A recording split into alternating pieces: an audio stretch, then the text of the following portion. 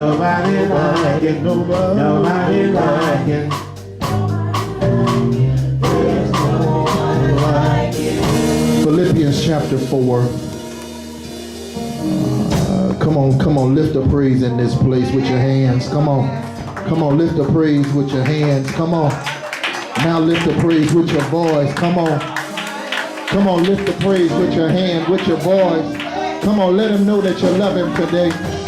Come on, let him know that you love him today. Come on, don't play with it. Let him know that you love him today. Let him know that you appreciate that he woke you up this morning.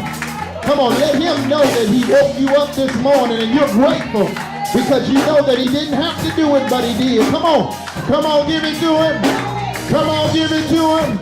The Bible said, let the redeemed of the Lord say so. Come on, make some noise in this place. I was glad when they said unto me, let us go into the house of the Lord. Come on, somebody need to make some noise in this place.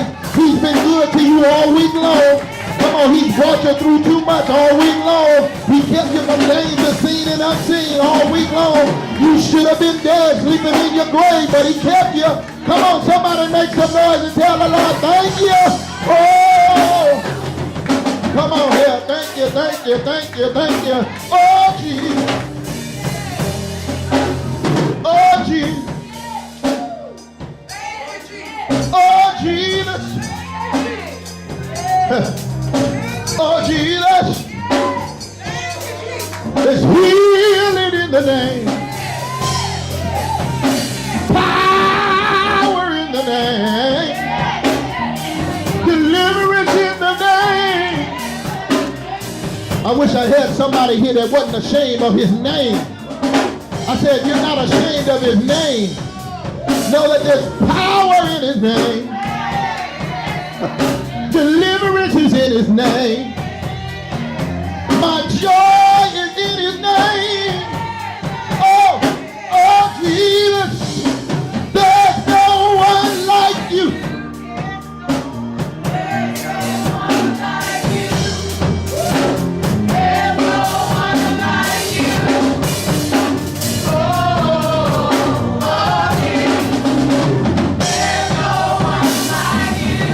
Philippians chapter 4, verse number 6. Philippians 4, verse number 6.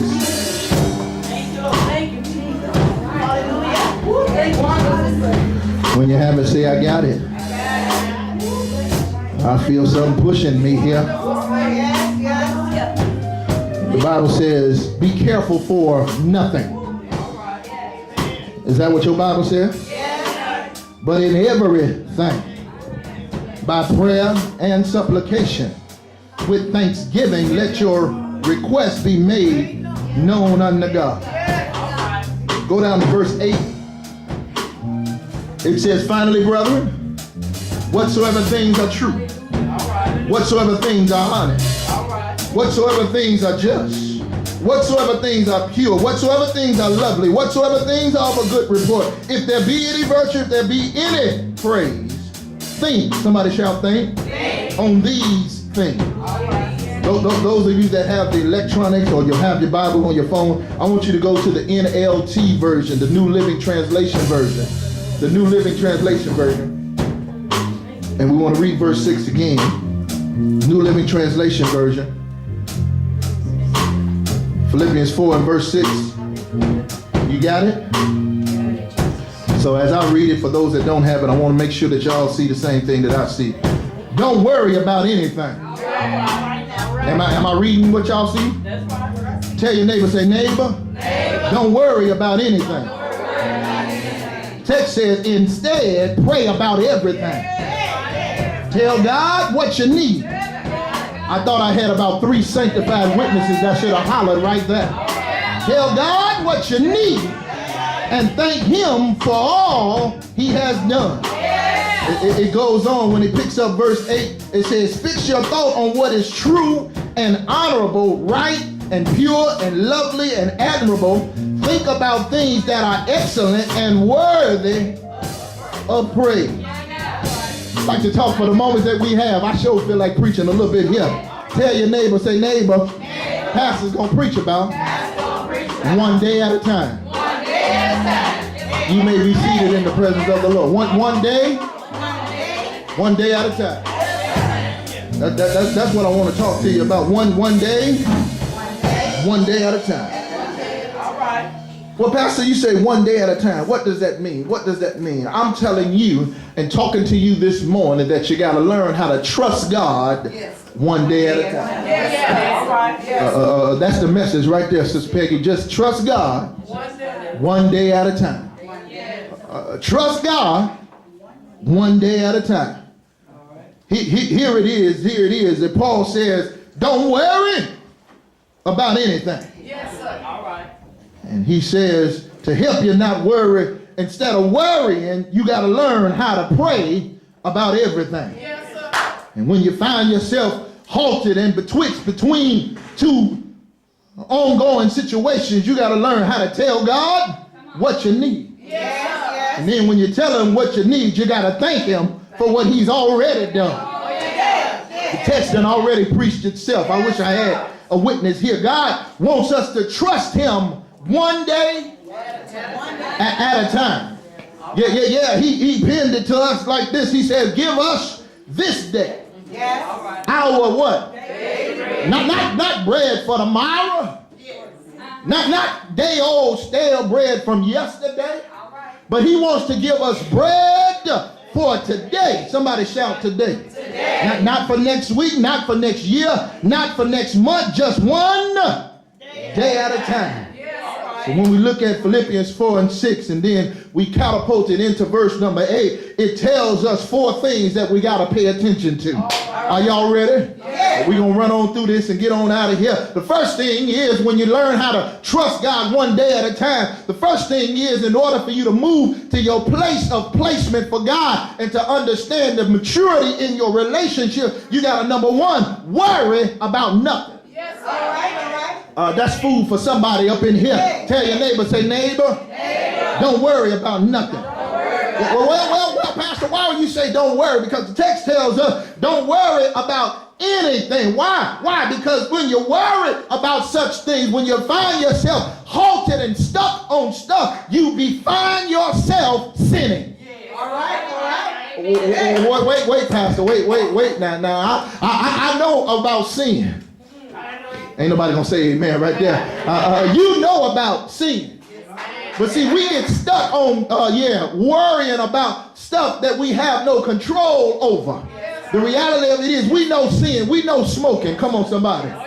We know drinking. We know slipping and sliding and shucking and jiving. We know the big five. Come on, somebody. Lying, cheating, gossiping. Come on, talk back to me if you can. You know what those sins are, but you didn't realize that worry becomes a sin. Why? Because the Bible tells us to worry about nothing. That's the command of God. Don't worry about anything. When he commands us not to worry and you begin to worry, you end up in disobedience, and disobedience is a sin to God. Y'all sitting here looking at me. He said don't do it and you do it, that's a sin. He tells you to do it and you don't do it, that's a sin. That's disobedience. Tell your neighbor, he said don't worry. Commands us not to worry. So in order for me to wrap my mind around what I'm dealing with, or wrap my mind about what I am facing on this daily basis, I can't worry about nothing. So tell your neighbor, guard your thoughts. That's the first thing, guard your thoughts. Thoughts, somebody shout thoughts. So when you guard your thoughts, then you don't have to worry about what you're facing or what you're dealing with or what is to come tomorrow, because my heart is fixed. My mind is made up. My focus is on getting to God and pleasing God. So I ain't got time to worry about stuff that's in his hand. I wish I had the right house here. Why? Because the Bible said cast all of your cares. Cast means to literally to propel, to throw with force. And when you learn how to take everything to God in prayer, take all of your stuff, your big stuff, your little stuff, and throw it at him. Come on, talk back to me here. Tell your neighbor, I'm casting him on here. And when I cast it on him, it's out of my hands. I ain't got nobody in here. But most of us, we cast our cares on him and then we go back and take it back from him. And then you wonder why he's not handling what you handed him. Tell your neighbor, say, neighbor, I want God to handle what I hand him. I ain't got nobody up in here. When I got to the point where I was ready to marry Lady P, her mom and daddy handed her to me. You do know how it happened when they get to the altar, don't you? Who gives? I ain't got nobody here. Not who takes. I said, ain't nobody gonna talk back to me. Who gives this woman to be married to this man? Her parents gave her and put her in my hand. Evidently, they felt like I could handle what they handed me.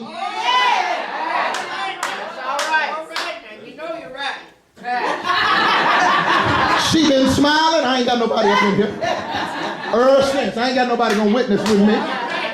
Is she smiling? And how I handle her when she's in my hands has been better. I ain't got nobody up in here.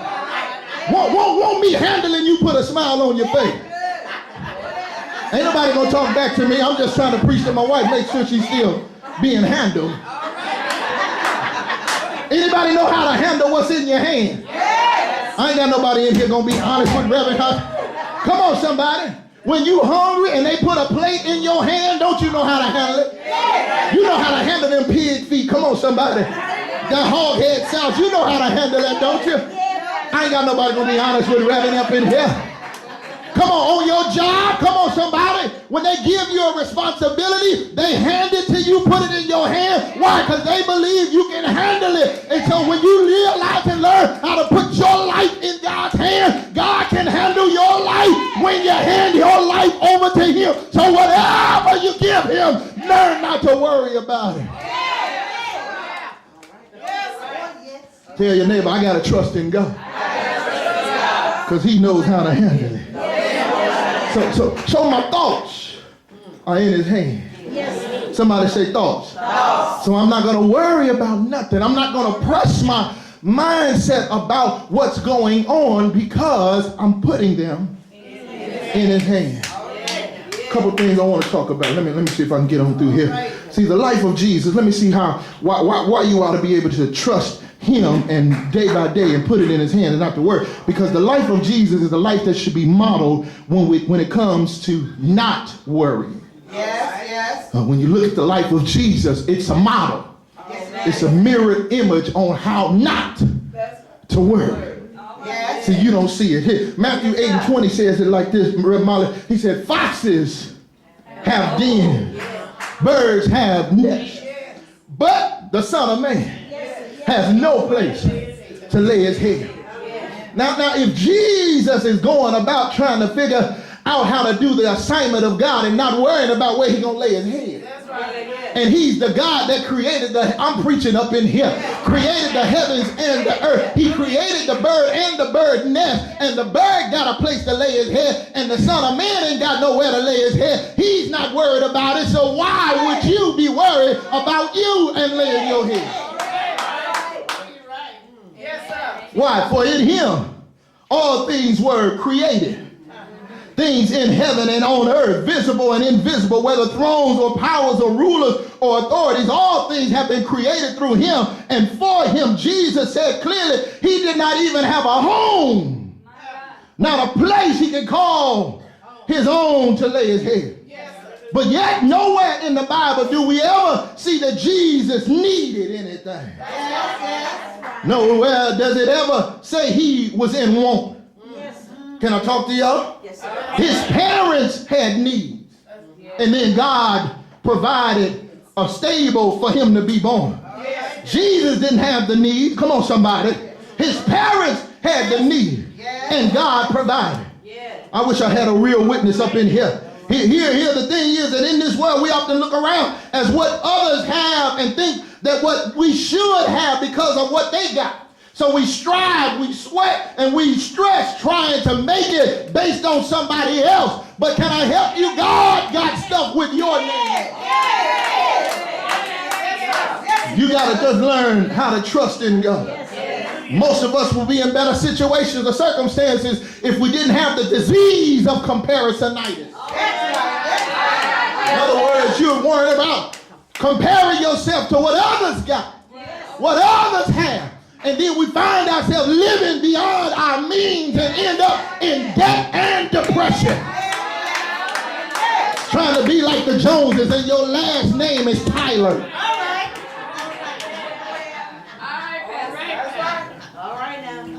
I'm happy when others get blessed. I told Paula the other day, I said, yeah, it's a blessing to ride good, ain't it, God? She said, yeah. But see, people like Paul and people like Michelle know that when you ride good, you got to know. Ain't nobody going to be fair and honest with me. We celebrate new houses. Come on, somebody. But a new house got a note, a mortgage on it. I ain't got nobody going to be helpful in here. Come on, somebody. I mean, I went a good 5, almost 6 years without having a car note, and now I got big girl out there, and Lord have mercy. All right, amen. I ain't got nobody gonna be honest with me. And so you gotta know where you are. And not worry. And I'm trying to move on from this worry thing, but our biggest problem is that we're not worried about God handling what we're handling. We're worrying about what other folk think. We got a disease of comparisonitis, also filtrated, also with this disease of people pleasing. All right. I ain't got nobody to be honest with you. Lord, deliver me from the disease of people pleasing. Come on, somebody. Tell your neighbor you need to get free from that mess. Because while you're trying to please other people, they're too busy setting the standards higher, and the tab is too high that you can't pay the tab trying to please other people. At the same time, you're trying to please other people, but you keep letting God down. And he is the author and the finisher of your faith. Come on, talk back to me if you can. Tell your neighbor, I got to please God. God said if you trust him, he'll strengthen your heart. He'll give you courage. He'll give you wisdom and insight to live in a world that's troubled on every hand. Stop looking around for provisions that others can't give you. Am I preaching to anybody here? I said stop looking around for provisions that others cannot give you. Man can only give you temporary satisfaction, but God can give you eternal life. Yeah, I love my wife. I got to keep putting her in the message to help her out. Y'all sitting here looking at me. Because that's the only time some people can really relate, because the reality of it is, no matter what you do, and I love it, I'm always trying to keep up with what I started. All right. That'll hope somebody right along. Once you hit that corner going down 468, that'll hope you. And see, since I set such a high standard, I got to keep on keeping on. That's right. Come on, somebody, talk back to me. Come on, I came in doing great things. I can't stop now. I ain't got nobody up in here. Y'all sit here looking at me. So I cannot worry about tomorrow. All I got to deal with is right now. The scripture teaches us that you can't think no thought about tomorrow, because tomorrow got its own balance of work. And whenever you get over into your tomorrow, it ain't going to be tomorrow, it's going to be a new day. Are y'all in here with me? Tell your neighbor, don't worry about tomorrow.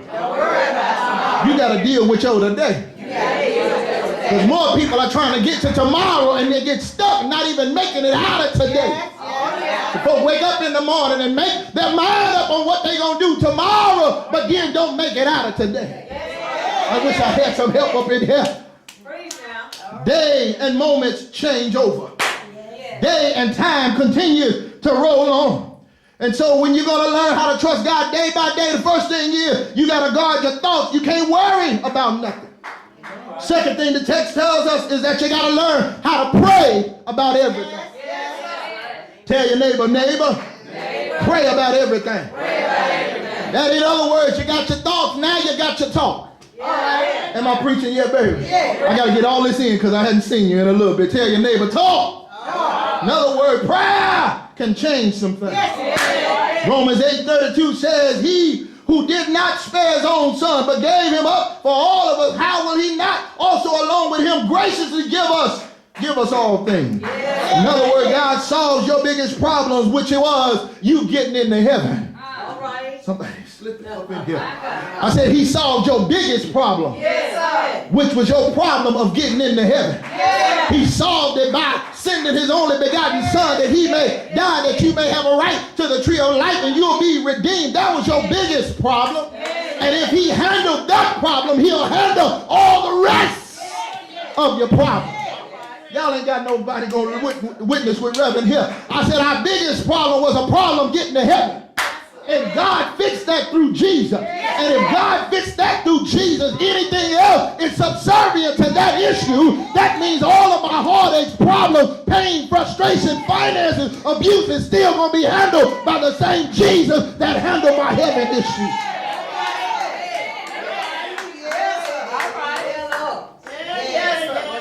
So do you not think that he loves you enough to handle them little problems you got? Haters, little problem. Backbiters, little problem. Pain in your bottom, little problem. Little sickness, little problem. If he handled the biggest issue was redeeming you back into right relationship with God, he can handle everything else under that. All right. Yes, sir. So he says, pray about everything. Not just the stuff that worry you, because you shouldn't have no worry. All right. But you got to learn, somebody say, talk to him about everything. Because if he's the God that leads and guides, he won't lead you through your conversation with him into some stuff that's going to be a conflict. All right. You ain't got to talk to him about your marriage. All right now. If you talk to him before the marriage. All right. Preach now. Because who he ordained, come on somebody, that he is also what he'll deal with. Not that you ain't got no going to have any problems. Come on, somebody. You talk to him so that he can help you understand what you're going through. How many of you talked to him this morning before you put your clothes on? Say, Lord, what am I going to put on? Not just say, Lord, I thank you, but Lord, what am I going to put on? Talk to him about everything. She don't like this, but I'm going to say it anyway because I can. Me and my daughter, my eldest daughter, who just turned 22 the other day, we have some concerns and conversations. Everybody quiet. All right. And I ain't never scared. You got to bless. And because she's 22, at the time she was 21 and almost didn't make it to 22, but she made it. And Nicole, because she's 21, now she's 22, and she's an adult, there are certain conversations that I got to be very careful of how I consult or talk to her about. That's right. Because it's a very touchy situation. Yes, Because I want to do it in the right way. yes, that's right. So I had to learn how to talk to God about, somebody shout everything. Yes. Because when if you don't handle things in the right way, more times than not, you can mess it up. Yes, right. Because we'll talk out of our flesh and not out of our spirit. Yes. And so I had some concerns about some stuff that had been laboring over for 2 or 3 weeks, and I just couldn't rush up on her with it. That's right. Cause I would have handled it a different way. Yes, sir. Yes. I'd have been daddy. I ain't got nobody in here. Yes, sir. All right. And see, daddy sees stuff differently than mamas. Yes, we do. Especially, I didn't even know you was gonna be here, when it comes to daughters. Yes, Lord. I ain't got nobody gonna help me in here. All right now. And so we got through what we got through because I talked to God before I talked to her. All right. Lady Peter, I was watching this show, and y'all know none of y'all watch this show. Ayana Fixed My Life. Yeah. Lady Peter had me watching that the other day because every now and then I make her watch sports, so she made me watch that. So I'm sitting there watching it yesterday. And it was an issue because one of the family that she was dealing with per se had a college-age student, and the college-age student said to Ayala and the family, "I need y'all to cover me and help me and support me in my decision that I'm making. And my decision is that I'm finna move out and move in with my boyfriend." I didn't say a husband. I said a boyfriend.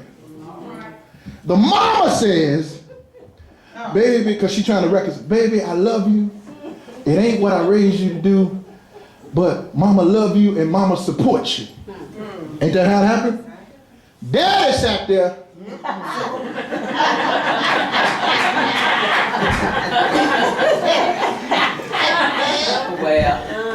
Twitching. I ain't got nobody over here. Not one time did he ordain or bless that situation. I ain't got nobody over here.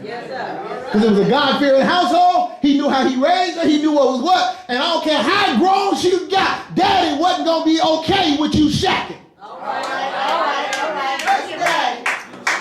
No, you're right. And I ain't throwing off, I ain't talking about my daughter, I'm just talking about what the TV show said.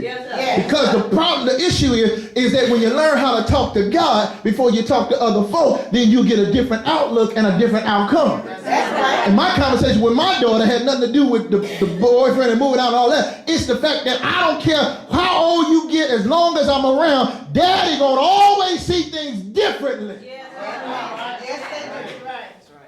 I ain't got no any fathers with daughters? Yes, sir. Thank you. I ain't gonna ever be okay. All right. Even if he was a microcosm or a mini me. And I'm good. I'm real good. All right now. No, just pretty concise, not conceited, pretty concise. All right. I'm real good. But that's my dog. Yeah. Come on, somebody. And nobody will ever get to the place to care for mine like I do. That's right. Y'all didn't see me coming around this way, but that's how God feels about you. You're here. I ain't got nobody else here. Preach, Pastor Phillips. Preach yourself happy because they done got sad now. Pray. Somebody shout pray. About everything. Let me get to these last two things. Last two things. Thoughts, talks. Then it says, in all things, give thanks. Yes. Somebody say give thanks. Give thanks. So if you're going to have your thoughts that you got to guard and worry about nothing, you're going to pray about everything, which is your talks to God. Then you got to thank God. Somebody say thank God. Thank God. In all things. In all things. In other words, no matter what happens, give thanks unto God. The Bible doesn't say for all things give thanks. It says in all things give thanks. You don't have to be thankful for bad things that happen in your life. You should never be thankful for evil. You don't have to be thankful for cancer or car accident or abuse or bad situations. But God says in everything, learn to give thanks. Why? Because you know that God's going to take care of you. Anybody in here learn through your pressures and problems to give thanks in all things? Yes, sir. Not thankful because negative or evil or bad things happen, but in all things God still gets the glory. Why? Because I've cast my cares upon him. For he careth for me. Tell your neighbor, I gotta trust God. One day at a time. Because I can't worry about nothing. I can't worry about what tomorrow is going to be. I gotta learn how to pray about everything. And because I know God is a God that sustains and that keeps, I gotta learn how to thank God in all things. Tell your neighbor, I am thanking God for what I'm in right now. Because when you learn, let me get myself here, how to give God praise, you know that whatever you put in his hand, he can handle it. Turn to your neighbor, tell him, say, thank him in advance for where you are right now, and thank him for where he's taking you to. Can I get a witness here? Paul told us that not only do you have to have the right thoughts and have the right talks, and not only do you got to learn how to give him thanks in everything, but he said if you're going to move day by day, you got to learn how to keep your mind on the right thing. Oh yes, that literally means you got to learn how and what to think about. Can I get a witness here?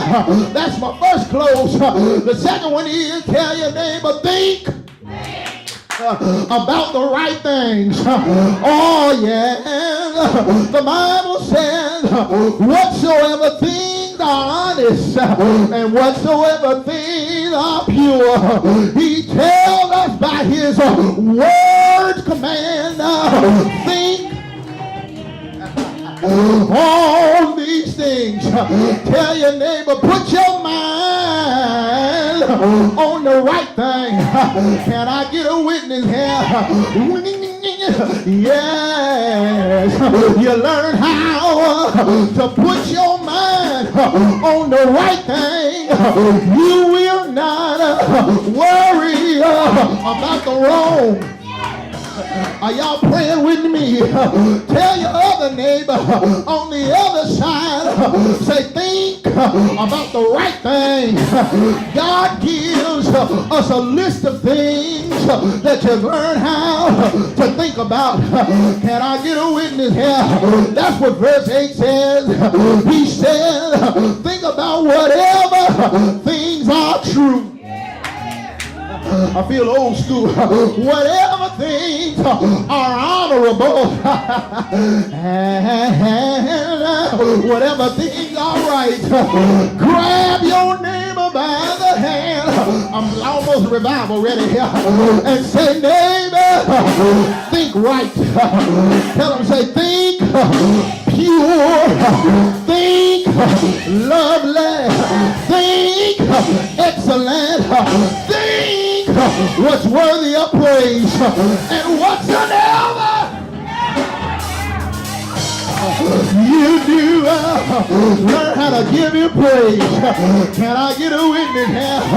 So what I'm going to do, Sister Diamond, is every day, I'm going to take that time to think right. Good morning, oh, UBC, and God bless your heart. I didn't mean to feel this way, but while I was driving, oh yes, on 220 this morning, I said, Lord, send your power. Oh yes, Lord, send a fresh anointing in this place. Like you never moved before. Touch me one more again, because somebody is worried about what tomorrow gonna bring, and he told me to tell you, don't worry. That's number 3. About tomorrow, think and trust him for today. Can I get a witness here?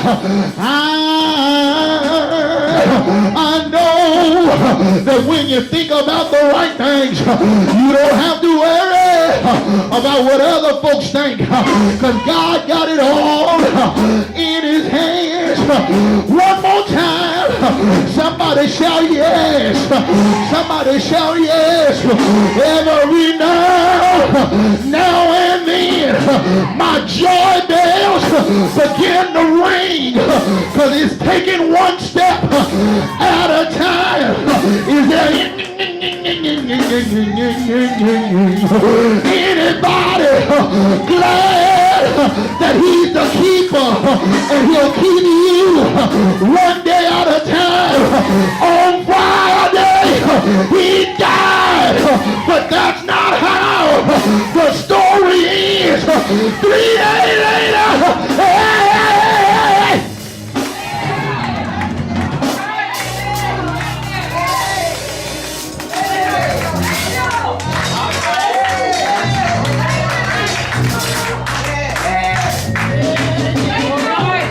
Trust God.